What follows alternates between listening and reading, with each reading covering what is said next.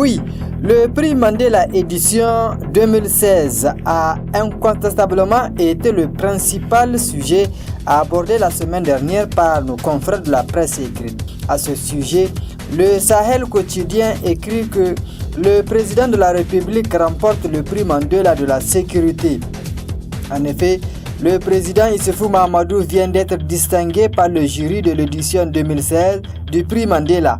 Au terme de sa délibération, le comité d'organisation du prix Mandela a décerné à juste titre le prix Mandela de la sécurité au président Issoufou Mahamadou. Cette distinction explique clairement le jury a été décerné au président Issoufou Mahamadou pour sa politique ferme en matière de sécurité nationale et son leadership régional en matière sécuritaire pour combattre le terrorisme djihadiste et le trafic de drogue dans le Sahel et l'espace du lac Tchad.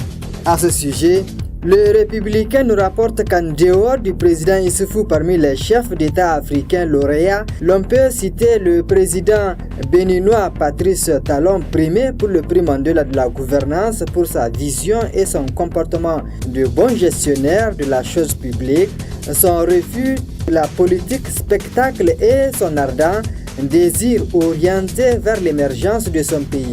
Il y a aussi Mohamed VI, le souverain marocain distingué cette année du prix Mandela pour la paix, justement pour sa contribution à l'édification d'une société de justice et de paix entre les hommes et les nations, ses actions très louables en faveur de promotion du développement de l'Afrique à travers sa diplomatie économique, sécuritaire, humanitaire, culturelle et spirituelle.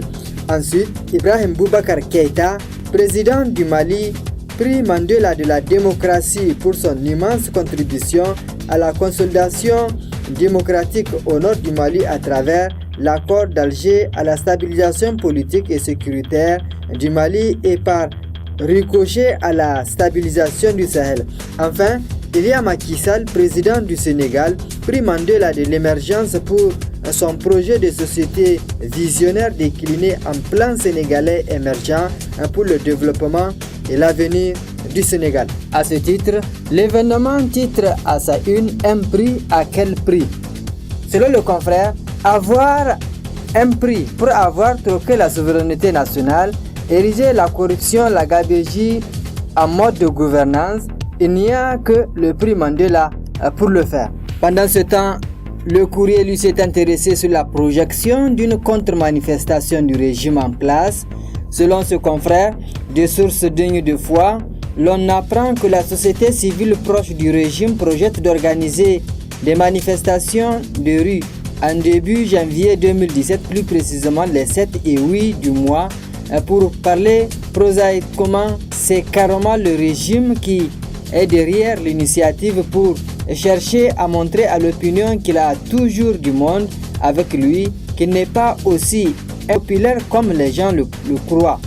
Bien évidemment, les manifestations qui sont projetées se veulent une réplique à la société civile qui a refusé l'asservissement en s'inscrivant dans une logique de lutte citoyenne permanente pour défendre les intérêts du peuple mis à rude épreuve par les gouristes au bout de moins de 6 ans de gestion. Il s'agit tout simplement pour le nouveau républicain d'une réponse du berger à la bergère.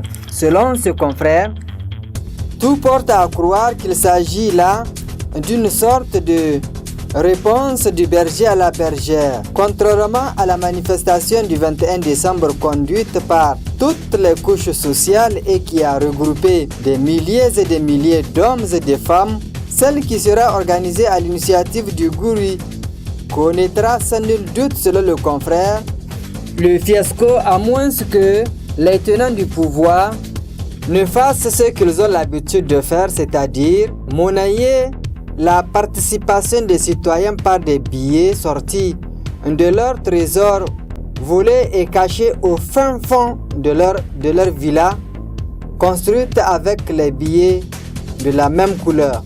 Selon toujours le nouveau républicain, attendez-vous à ce que les bus soient envoyés dans les quartiers, villages et hameaux environnants pour transporter des femmes, des hommes et des enfants qu'ils auraient auparavant arrosé de billets neufs de 2000 francs CFA et de toutes paroles. Enfin, l'hebdomadaire satirique La Griffe, lui, s'est intéressé à ce qu'il appelle la Koraka de l'opposition nigérienne. Selon le confrère, en langue Hausa, le mot Koraka signifie aller manger chez quelqu'un.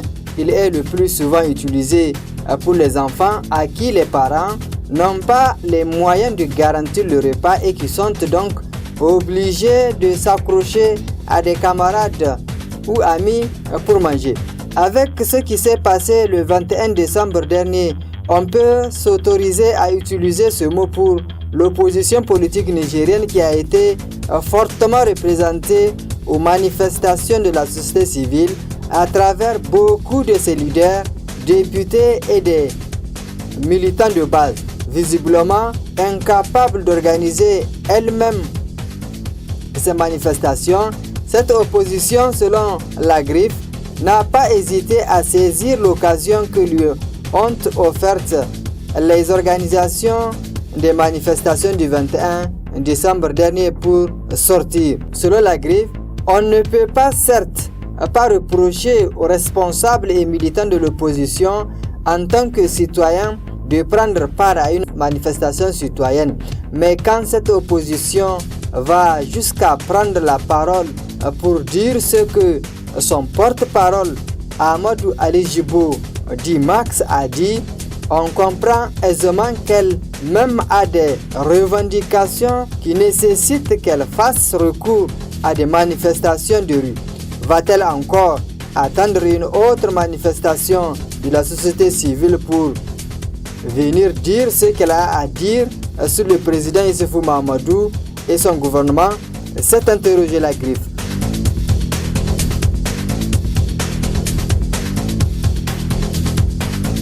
Très bonne suite de nos programmes et à la semaine prochaine, Dieu voulant.